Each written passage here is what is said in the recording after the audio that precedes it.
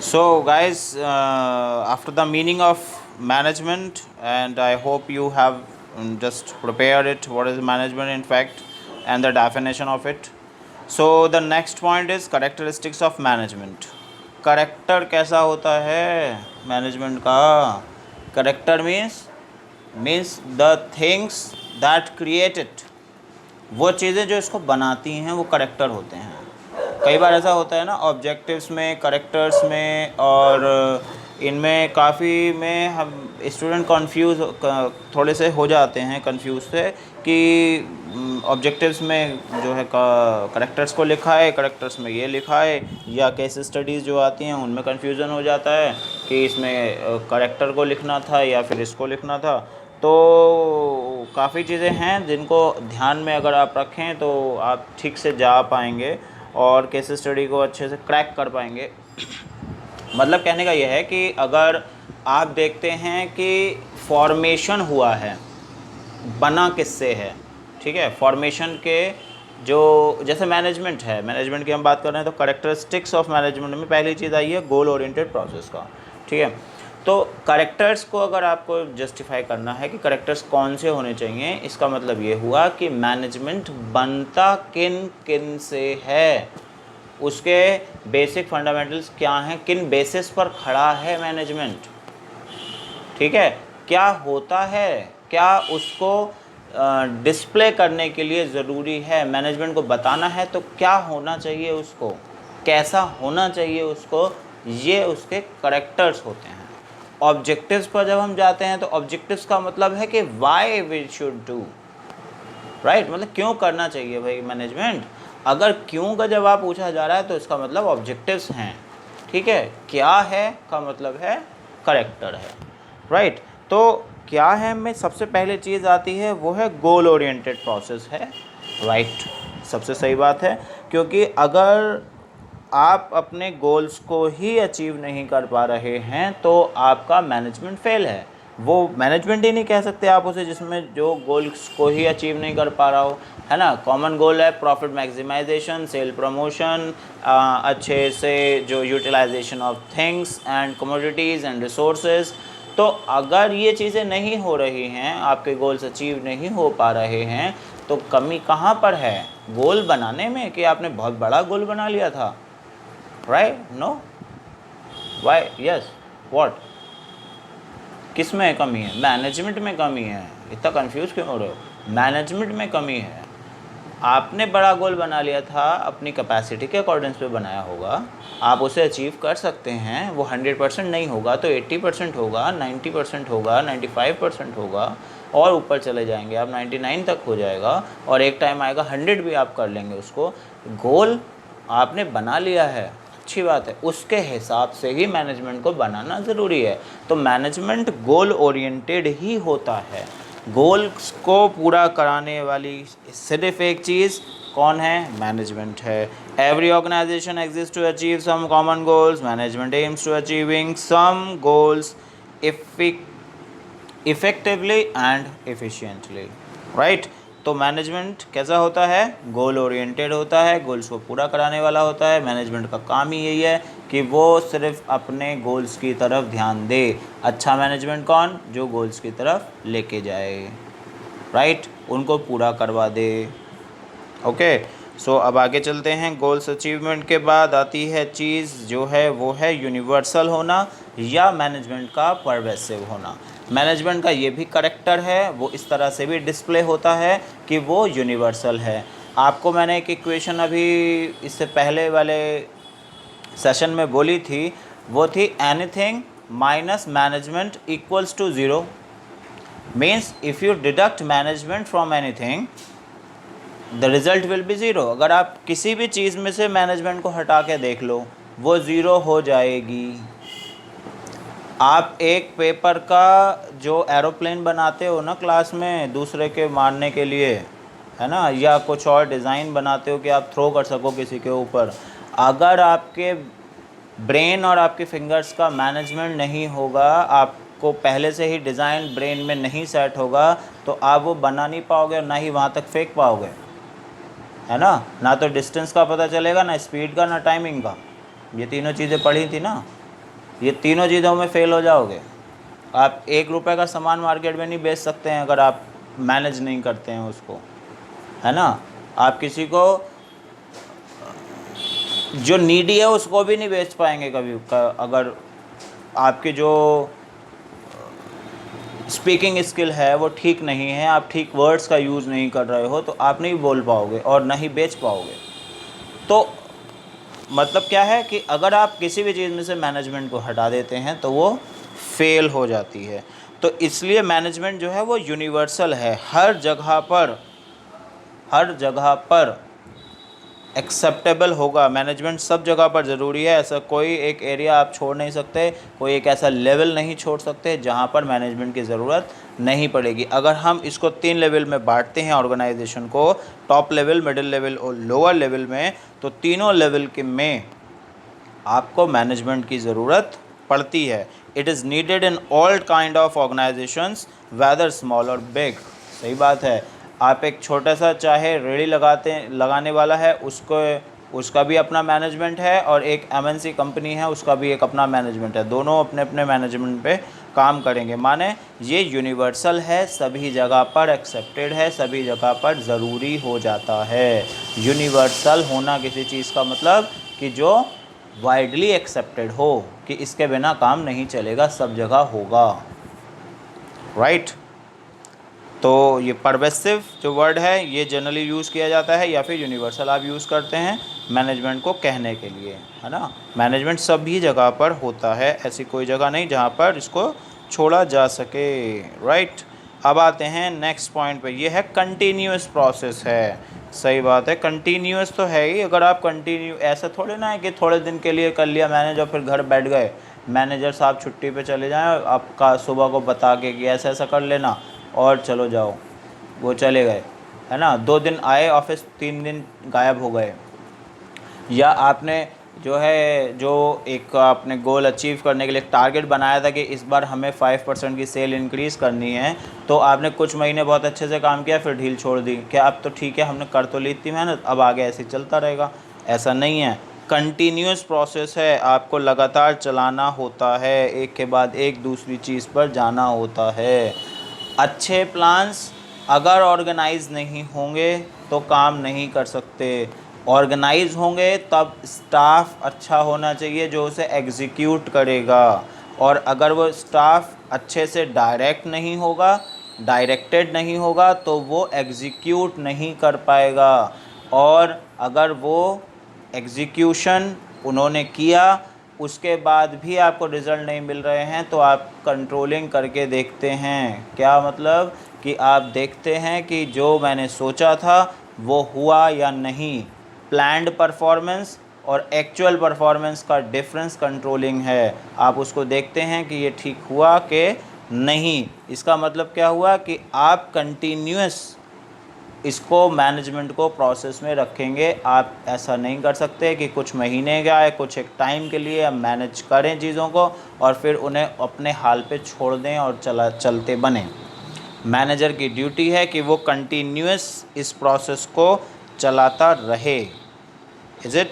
तो management is a continuous process in which managers perform important functions of planning, organizing, staffing, directing and controlling. These functions of management are continuously performed by managers at different level of organization. इस अगर आप इन arrows को देख पा रहे हैं ठीक से तो इसका मतलब क्या है कि आप कंटिन्यू चलते रहेंगे।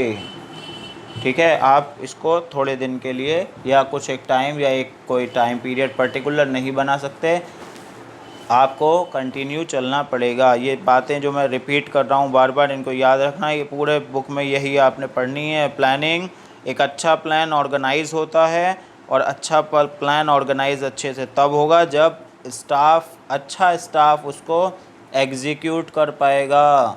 ठीक है, जो लायक है उसके हाथ में काम होगा तभी वो अच्छे से परफॉर्म करेगा।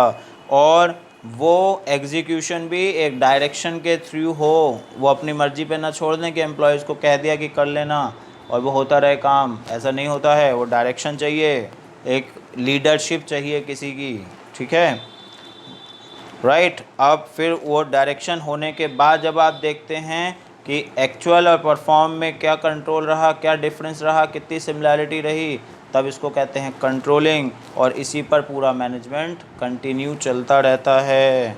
राइट। नेक्स्ट नंबर पे चलें। नेक्स्ट नंबर पे आते हैं तो उसका नाम होता है डायनेमिक प्रोसेस है।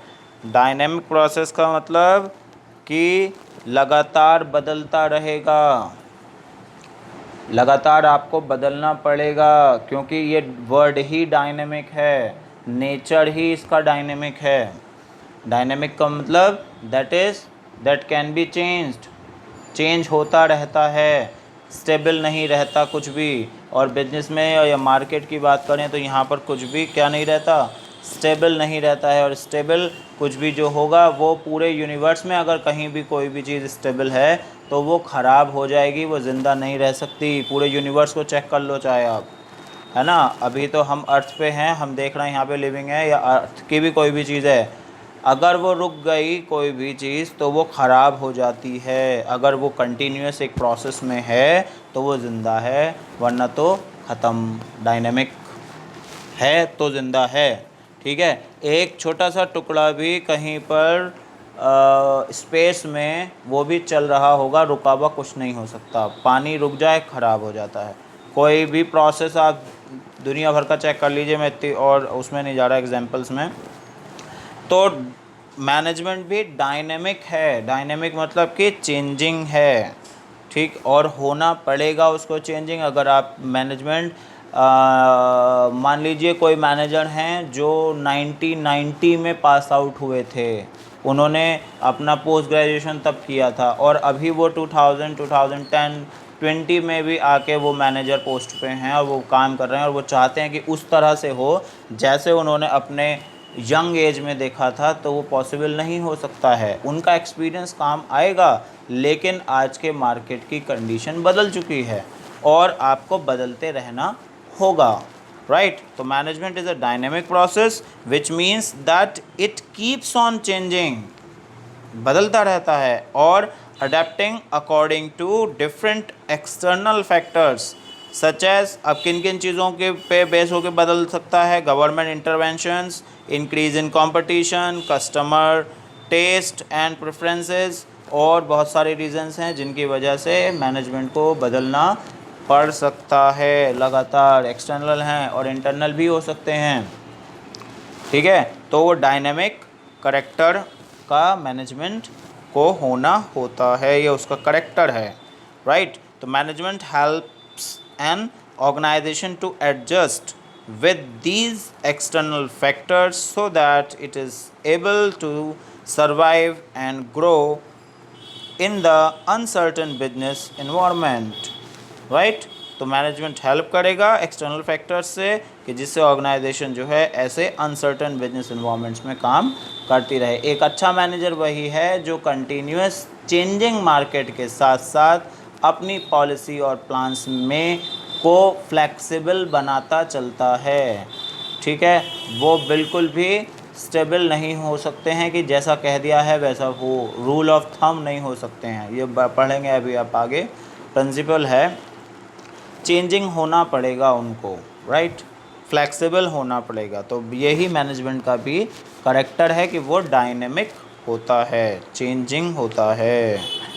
राइट। नेक्स्ट नंबर आता है इंटेंजिबल फोर्स है।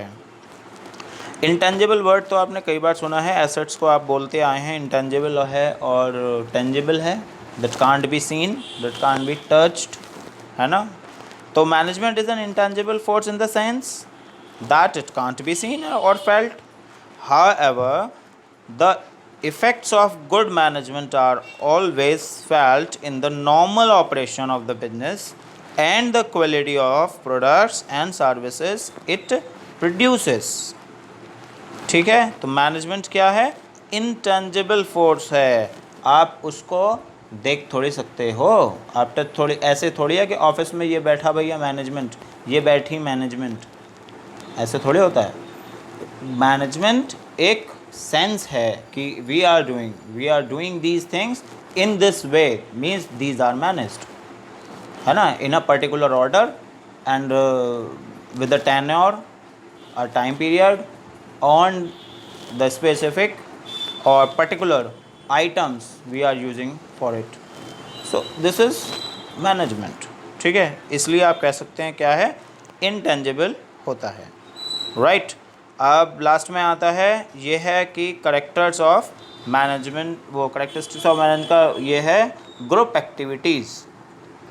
ग्रुप एक्टिविटी इसलिए है क्योंकि कोई अकेला मैनेज नहीं कर सकता है।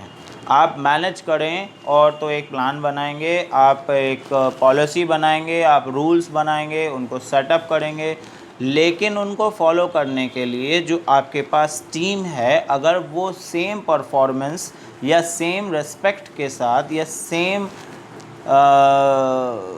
जो सेंटिमेंट्स हैं अपने प्रॉफिट मैक्सिमाइजेशन के लिए, उनके साथ काम नहीं कर रही है, तो आपका मैनेजमेंट फेल हो जाता है। तो मैनेजमेंट का करेक्टर है कि वो एक ग्रुप एक्टिविटी है, सबको साथ में लेकर ही काम हो पाता है और वो करता भी है, राइट। तो an organization is a group of people working towards a common organizational goal. It is responsibility of the management to coordinate the activities of goals of all the individuals of the organization so that all of them work towards a common goal more effectively and efficiently. ये duty किसकी है कि वो coordination बनाए? Management की duty है, manager की duty है ना। और अगर वो कोऑर्डिनेशन नहीं बनाएगा तो आपका जो ग्रुप है वो इफ़ेक्टिवली और एफिशिएंटली काम नहीं कर सकेगा। अगर ऐसा नहीं होता है तो आपको लॉस होगा। तो पहले तो मैनेजमेंट का करेक्टर आपको समझ जाना चाहिए कि वो एक ग्रुप एक्टिविटी ही है, अकेला कोई नहीं कर सकता, ये सिंगल कोई पर्सन नहीं होता है।